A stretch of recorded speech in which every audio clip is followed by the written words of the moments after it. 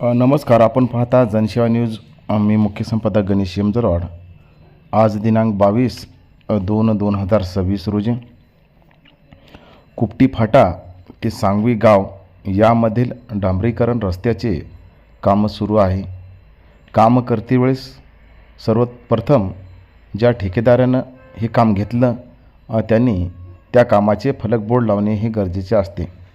परंतु फलक बोर्ड न लावता काम तिथे सुरू केलेले आहे आणि त्या कामाच्या जागी उपस्थिती ही ठेकेदाराची असते आणि इंजिनियरचीही असते. परंतु त्या कामाच्या जागी हे दोघंही नसल्यामुळे हे काम रामभरोसे सुरू आहे.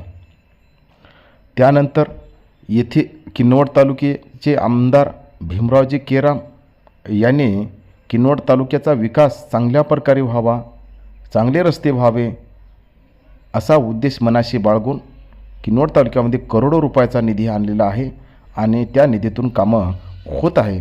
परंतु असे काही ठेकेदार जे की अनधिकृत कामे आपल्या मनमर्जीप्रमाणे कामे करत असल्यामुळे ठेकेदार हा भ्रष्टाचार करून आपलं पोट मोठं करण्याचं कार्य करत आहे.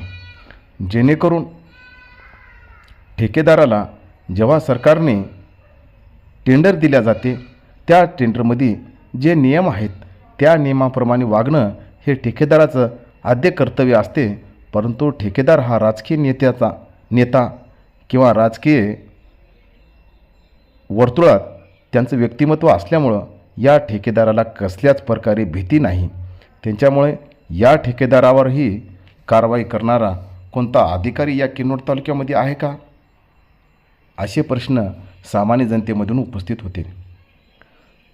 आणि जो रस्ता बनवत आहेत त्या रस्त्याची बांधणी किंवा बनवणे कशा पद्धतीने आहे हे काम त्या नियमावलीप्रमाणे होत असताना दिसून येत नाही. जेणेकरून सामान्य जनता रोड टॅक्स भरते आणि त्या रस्ता चांगल्या प्रकारे व्हावा ही अपेक्षा असते.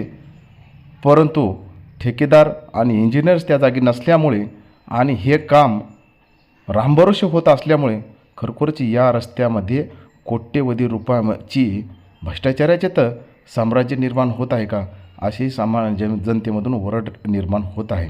त्यामुळे या रस्त्यावर लक्ष कोणता तरी अधिकारी देईल का किनवट तालुक्यामध्ये, याकडे सामान्य जनतेचं लक्ष लागले आहे.